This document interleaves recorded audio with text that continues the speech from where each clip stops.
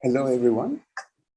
First of all, thanks to the organizers for inviting me to present at this very interesting symposium on scholarly publications as open data and university libraries. My name is Matteo Romanello from the University of Lausanne, and the work that I'm presenting today, entitled Building the Humanities Citation Index, what we call HuCI, Why and How, is a joint work together with my colleagues Giovanni Colavizza at the University of Amsterdam and Silvio Peroni at the University of Bologna. A note on terminology before starting the talk. I will use humanities as a shortcut for arts and humanities, a domain that includes all the LAM stakeholders, galleries, libraries, archives, and museums. So our main motivation for building a humanities citation index is to overcome a divide that has been emerging between humanities and STEM disciplines when it comes to the use of citation indexes. What is this divide? On the one hand, citation indexes are emerging in the sciences as tools of essential importance to manage the constantly growing volume of scholarly literature and also for the study of science itself. But on the other hand, humanities researchers cannot fully trust existing commercial indexes and cannot use them reliably for their research. So let's look at what are these limitations. So mainly the uneven coverage of these indexes in several respects. The disciplines and subdisciplines that are indexed, the languages of publication with a strong predominance of English, the types of publications that are indexed, mostly journal articles and no book chapters, for example, and finally the types of citations that are taken into consideration, notably only secondary sources and no references to primary sources. This does not mean, however, that there do not exist citation indexes for the humanities, but what is lacking is an open and comprehensive index possibly managed by a public organization. I should also say that today's presentation is based on a paper that was submitted to a journal. The preprint is available on the archive, and there you find more details about our plan and proposal for building the Humanities Citation Index. So the types of functionalities that we imagine for HuCI are well exemplified by a prototype of a citation index that you see here in action that we have developed some years ago for the domain of the history of Venice. This tool that we call the Venice Scholar Index indexes bibliographic references not only to secondary sources, but also to primary sources, and in this specific case, archival documents of the Venice State Archive, of which you see a little example on the right. As a result, scholars can use the Venice Scholar Index to find out with a simple search which publications have cited and made use of a specific sets of primary sources. And this is a functionality that can be particularly useful to find existing literature on a certain topic.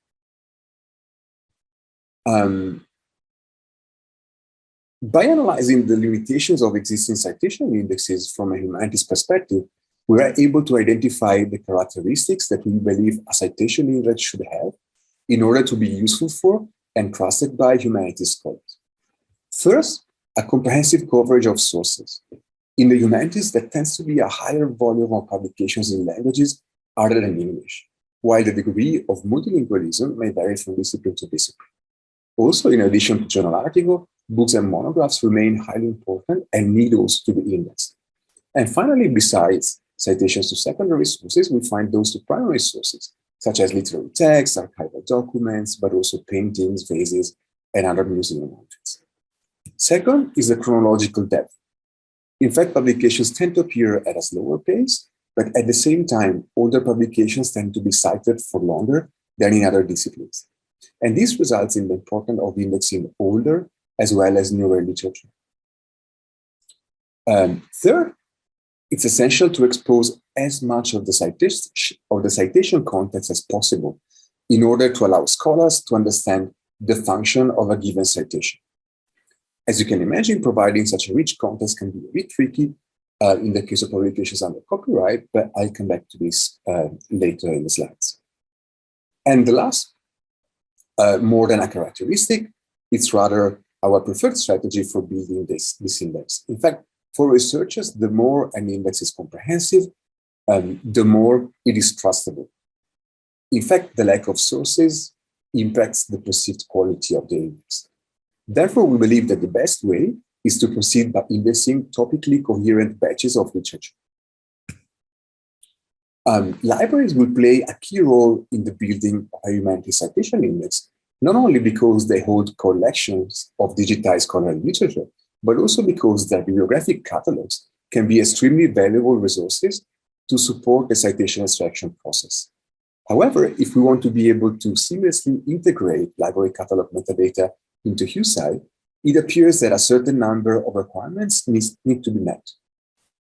First, the landscape of bibliographic data formats doesn't show clear signs of converging to a common format in the near future. Rather, we see new formats coexisting with older ones, but still widespread formats like MAR. As a result, HuCI will need to handle the fact that libraries will expose their metadata in various formats, still requiring to map them to a common format. Second, all the bibliographic resources of which we want to track citations will need to be identifiable by means of unique identifiers, including both primary and secondary sources for them. What is a citable primary source will vary from discipline to discipline. We have archival documents in history, inscriptions and papyri in Egyptology, various types of texts and classics, and so on and so forth. So ideally, each humanities discipline should come up with unique identifiers for their primary and secondary sources, and some disciplines are already in a quite advanced position in this respect. Third, there is an urgent need to take humans, so to say, out of the loop when it comes to access to bibliographic metadata, in the sense that this needs to happen as much as possible automatically by means of APIs and also by sharing regularly data dumps. Further, the granularity of bibliographic descriptions need to match the level at which we want to be able to track citations. This is crucial mostly for journal articles and book chapters, as library catalogs typically do not provide individual records for such bibliographic resources.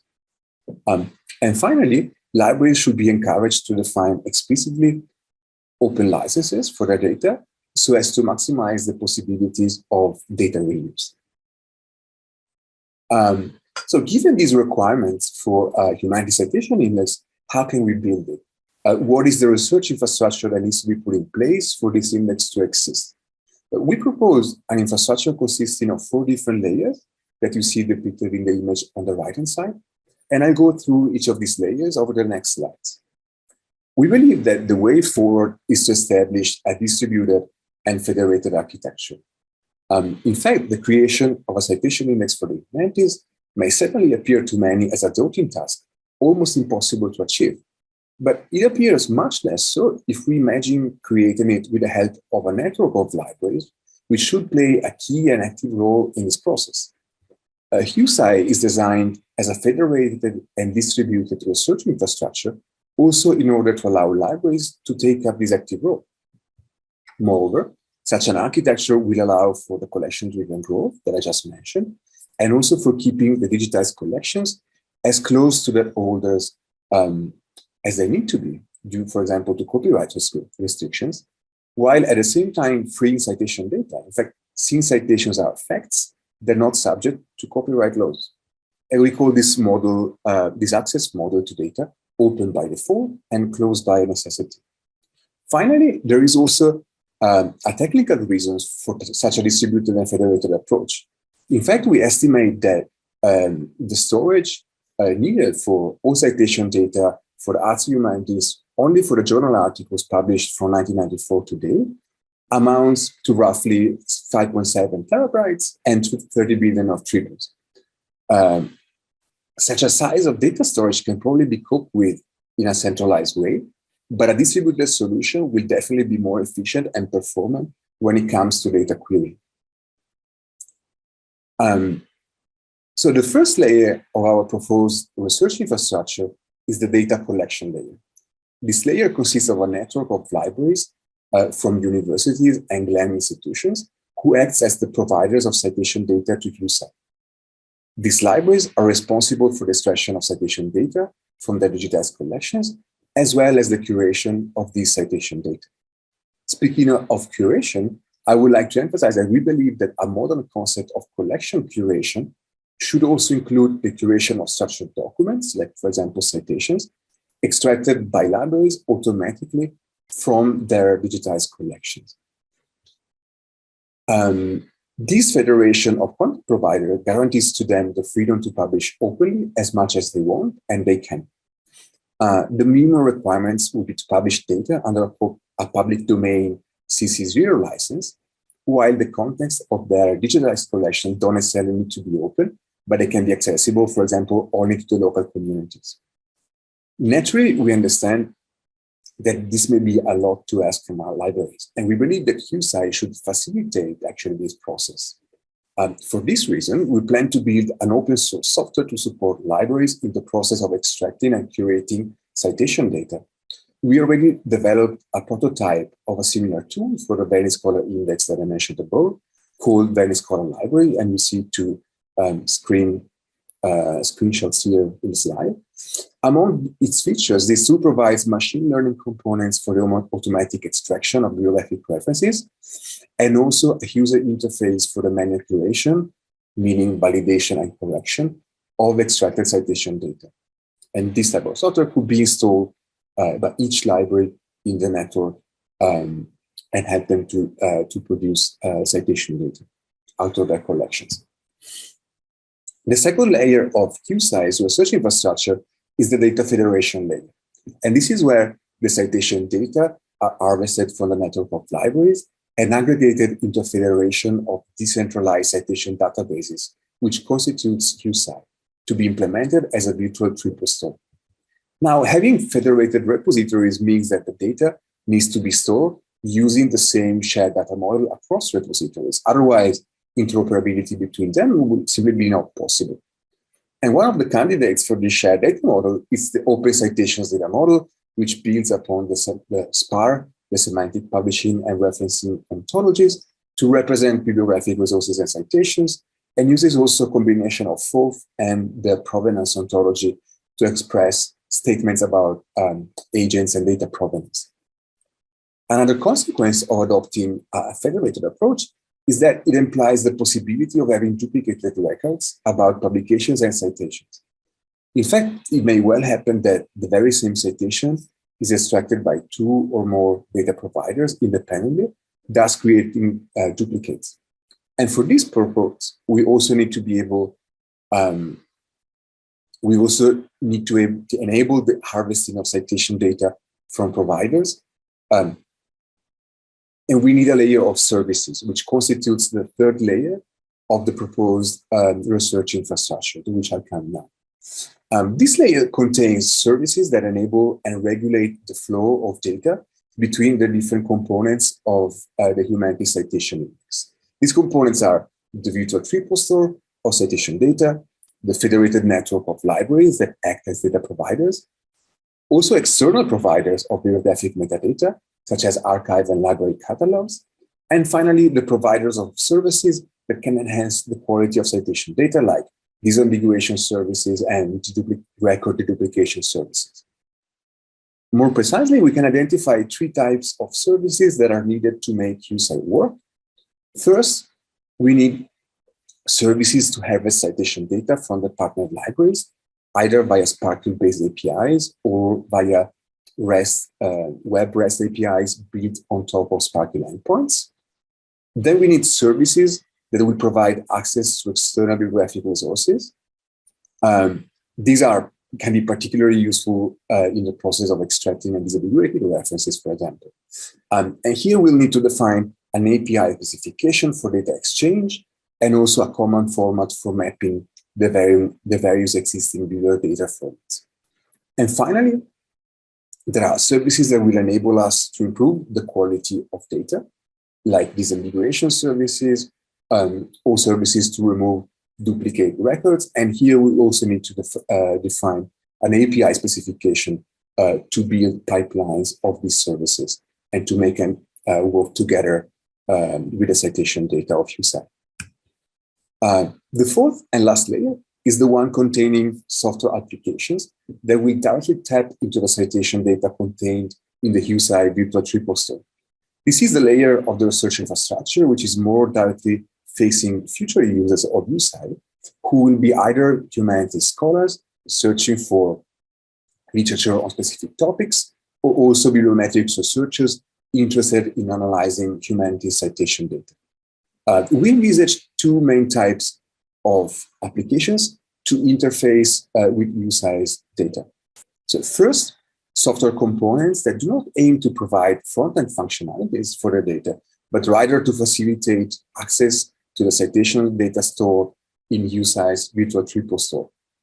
And second, applications offering user-facing interfaces to enable researchers to search over, to navigate through, and to explore the citation data in HuCI.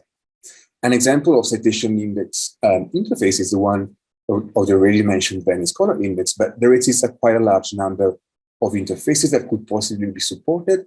For example, the BOSS viewer, which allows for creating maps of science research based on citation data, or Wikidata's Scholia tool with its wide range of visualizations for the exploration of citation data. So what is next? What are the next steps for us to build this Humanities Citation Index? Well, we are in the process of building a consortium, of finding partners that are interested in, that have data and are interested in participating to build this index.